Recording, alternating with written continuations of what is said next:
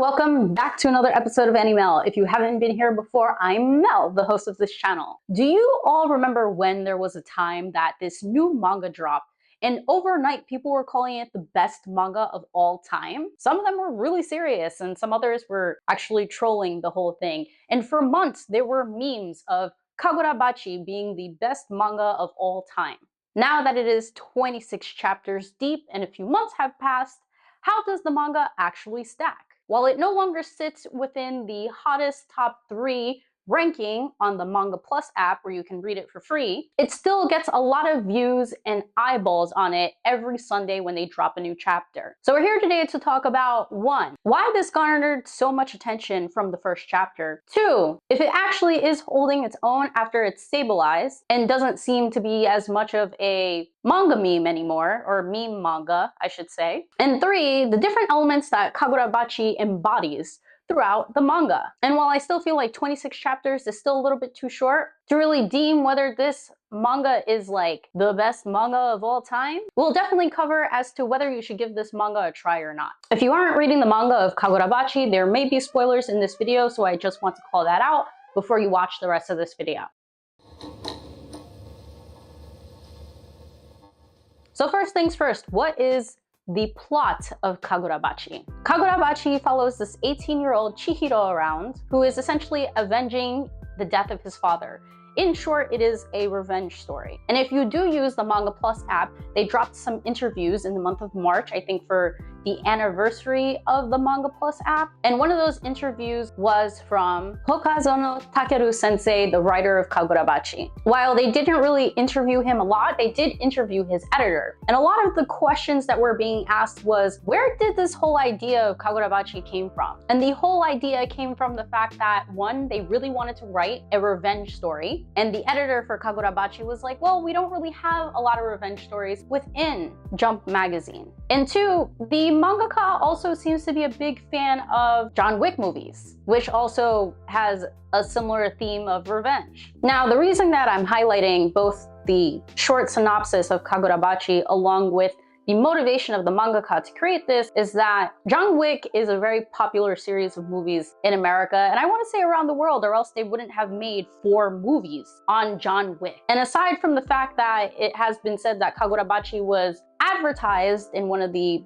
more popular manga like Jujutsu Kaisen or One Piece to garner attention for it, I do think that this whole noir-esque revenge style story that Kagurabachi embodies is a concept that seems to appeal to audiences generally. And within anime, there aren't a lot of stories that the main driving plot is revenge. Some stories that usually stem around revenge are like Attack on Titan, obviously highly popular. The story also incorporates some interesting aspects and a lot of violence that appeals to other audiences. So I wouldn't say the fact that Eren is trying to seek revenge is the driving factor for why people like Attack on Titan, but it is a contributing factor. There are other stories like Code Geass, Season 1 of Vinland Saga, where Thorfinn's father is murdered and he wants to seek revenge for his father. Same for Chihiro. He wants to seek revenge for his father, the people who killed his father, and who stole the weapons, katanas, that his father forged and made. And while chapter 1 is not spectacular or groundbreaking or amazing, they do cut to the chase pretty quickly. And the first 1 to 2 pages is a panel spread of Chihiro using his katana to basically chop up some gang members or chop up some sorcerers. So from the get-go, within chapter 1, we get Chihiro's backstory, understanding his motive, who our core villain is and who he's after, and that these katana are extremely special and are imbued with sorcery-like abilities, which will drive us into our next point as to why I think Kagurabachi attracted so much attention to start. Aside from the whole revenge plot-driven thing, the elements of Japanese-like influence, like katanas, being an important factor within the storyline makes it kind of interesting. Let's look at the story like Demon Slayer. The sorcery/spirit energy that comes from the katanas within Kagurabachi is very semblant of Demon Slayer, which is another extremely popular series. While not complete parallels, just the elemental factors of using these swords for combat. And they all have their own unique special techniques, because within the story of Kagurabachi, there are 7 enchanted katanas, or 7 enchanted swords that people are seeking and desire within this storyline. And all of them have different elemental abilities. Another extremely popular story that you don't really think of right away that uses katanas or swords is Bleach,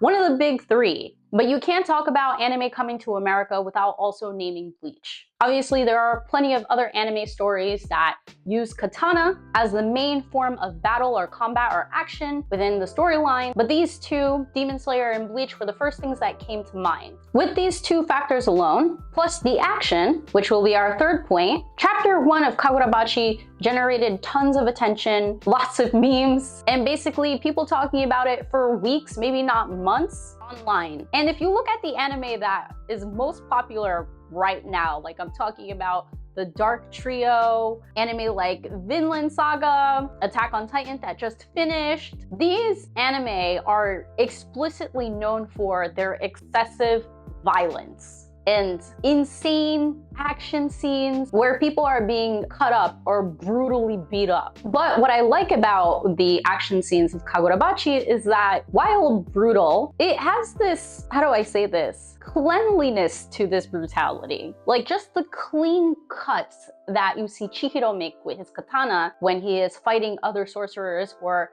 gang sorcerers. It's like fluid yet sharp. I feel like that's the best way that I can describe this. So some of these action scenes are very appealing on the eyes, and it's very apparent from chapter 1. In this action art style does carry for the duration of what is 26 chapters so far. And now that we've kind of discussed why I think this garnered so much hype and attention from the first chapter, I'd like to talk about where Kagurabachi currently stands, along with some of its elements that it embodies all in one. We've already addressed some of the elements like the storyline. It's heavily action-packed, and you see a lot of Japanese-like influence that other popular anime also embody. So first things first, I'll just straight out say that the series feels like it's stabilized quite a lot. Like the storytelling is very simple, it's very straightforward, it's easy to follow along, which I appreciate. The power system, while interesting, still has a lot of explaining to do and definitely requires some more development. But with there being only 26 chapters, that's thoroughly expected. There are even some manga and anime that will take more than 100 to 200 chapters to continue revealing more aspects of the storyline. Like, let's just look at One Piece. Obviously, One Piece is an oddity, but they are still explaining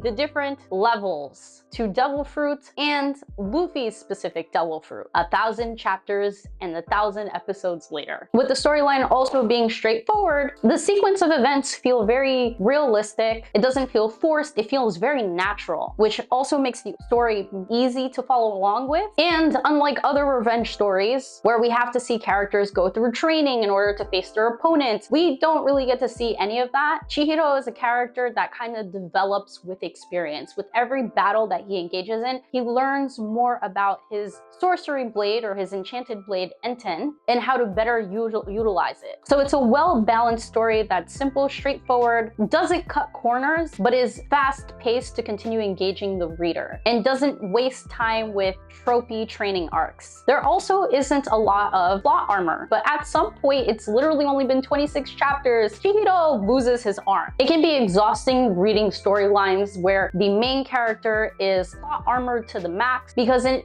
just removes all of the tension and the high risks and the stakes that storylines like to introduce, but then nullify by giving them plot armor. The storyline has definitely allowed Kagurabachi to continue to hold large viewership and readership that you would have thought otherwise would have dropped off after the first couple of chapters. And even surprisingly for myself, I am still reading. I literally just finished reading chapter 26 and I'm really excited to see what's to come. And I know that I've mentioned a lot around the storyline and the art style and the violence and the action, but the last thing that I definitely want to talk about, or the last 1 or 2 things that I want to talk about, is our main character, Chihiro. Chihiro, as I mentioned, is a young 18-year-old boy who had to grow up really fast. But what makes his attitude about seeking vengeance and him being a very stoic and mature character is that with his backstory, we get introduced to the fact that he's always been this stoic, mature person from the age of like 12 or 13 when we're first introduced to him? Or is it 15? Well, I do know that he lost his father around the age of 15, but we are introduced to his character within his early to mid-teen years, which makes his attitude realistic, plausible, and understandable. He always appeared to be pretty level-headed, understanding, and also had a realistic understanding of himself and his own abilities and capabilities. Even in that first chapter when he is learning to make katana from his father, he mentions that while he doesn't know everything, he'll do his best to know the most of it and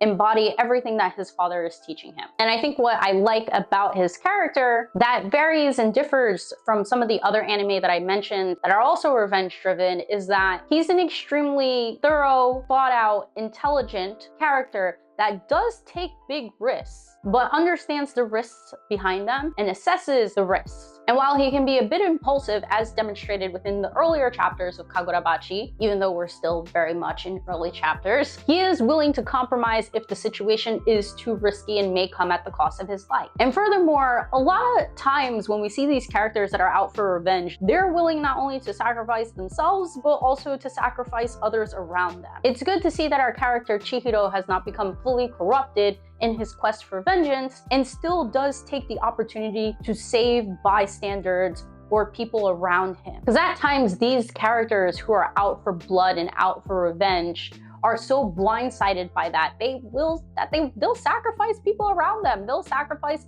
some of their loved ones, and they won't even bat an eye. With the different elements that Kagurabachi embodies that we've discussed in this video, is this something that I would recommend to others? I mean, the short answer is yes. As I mentioned, I'm actively and still reading the manga, so it must be worth a little something. And if any of these things that I discussed appeal to the type of story, main character, or perhaps some of the art that you enjoy, then I highly suggest that you pick up Kagurabachi. I did read somewhere that they're also releasing their first volume in English, so I think you'll be able to find that somewhere sometime soon in the future. But if you need a place to read it, you can read it on the MangaPlus app. Like I mentioned earlier, it's free. You could also read it on the Viz Media or Shonen Jump app, more specifically. And what you'll find is a pretty stable, consistent storyline with minimal plot armor that has an easy flow, very realistic and natural, and a main character that you could kind of stand with and root for. One that has yet to be corrupted,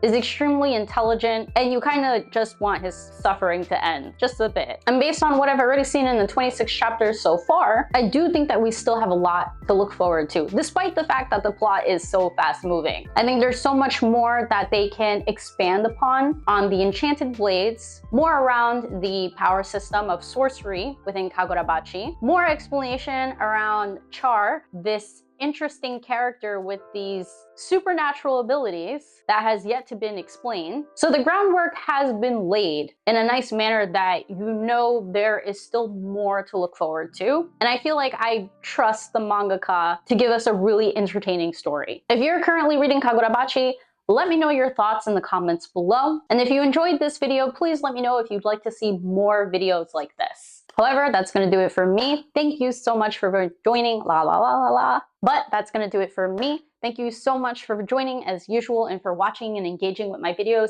It really means a lot to me. I hope you enjoyed it. I am Mel, the host of Animel. This has been another episode, and I will catch you all next week or next time. Bye!